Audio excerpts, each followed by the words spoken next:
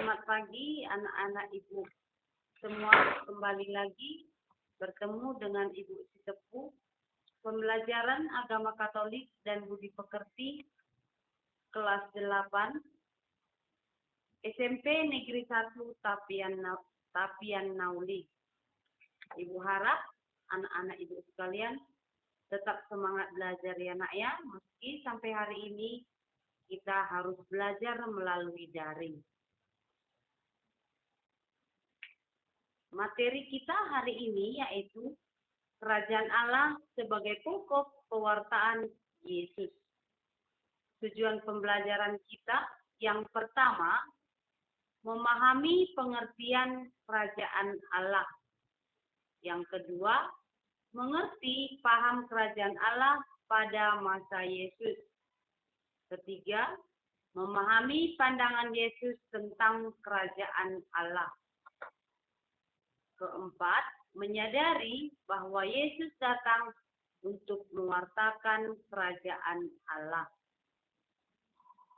Langkah yang pertama, yaitu memahami harapan bangsa Israel tentang Kerajaan Allah. Setiap orang mendambakan suasana penuh dengan keadilan, kebenaran, kedamaian, kebahagiaan, dan sukacita.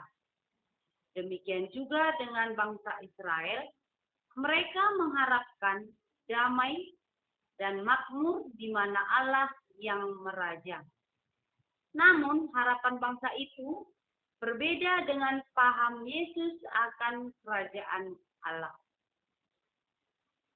Sebelum kita melihat bagaimana paham bangsa Israel tentang Kerajaan Allah, terlebih dahulu kita amati atau kita lihat bersama di gambar berikut. Gambar yang pertama kita lihat anak-anak yang masih kecil harus bekerja untuk membantu orang tua mereka supaya mendapatkan hasil untuk melanjutkan kehidupan mereka.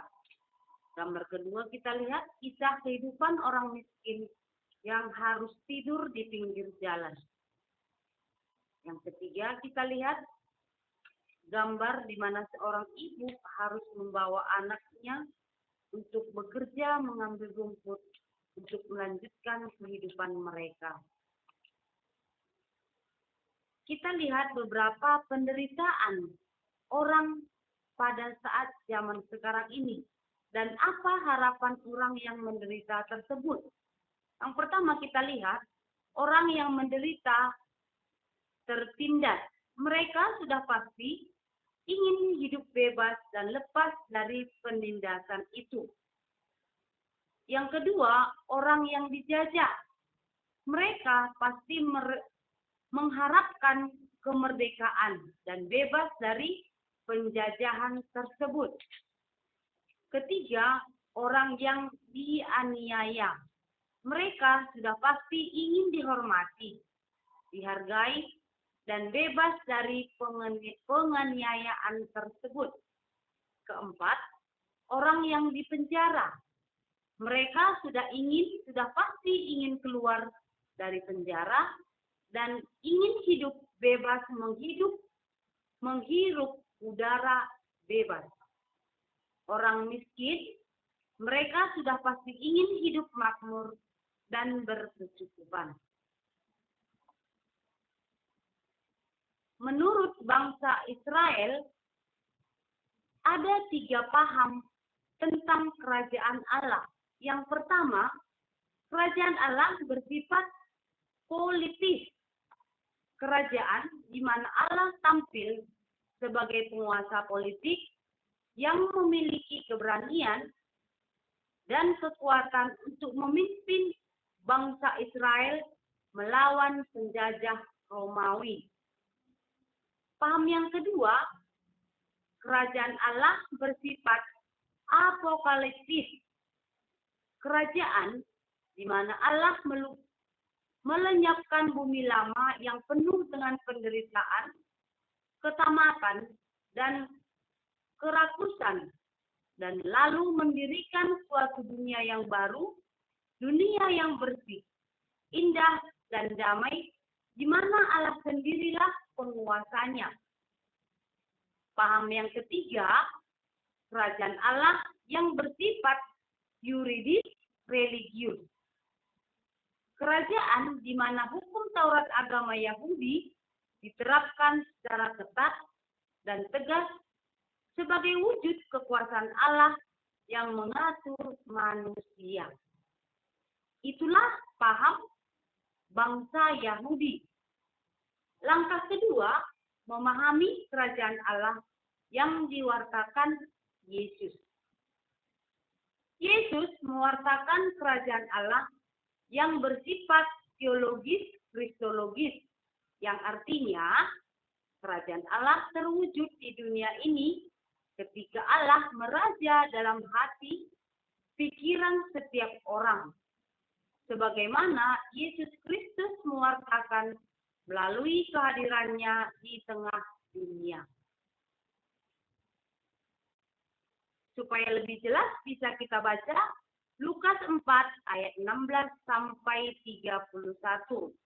Ibu harapkan semua anak-anak ibu di rumah membaca Lukas 4 ayat 16 sampai 31 ya nak ya. Ayat yang menegaskan yaitu ayat 18. Roh Tuhan ada padaku karena Ia telah mengurapi aku untuk memberitakan kabar baik kepada orang-orang miskin. Ayat yang ke-19. Dan untuk mengabarkan bahwa tahun rahmat Tuhan sudah datang. Ayat yang ke-21. Lalu Yesus memulai berbicara kepada mereka.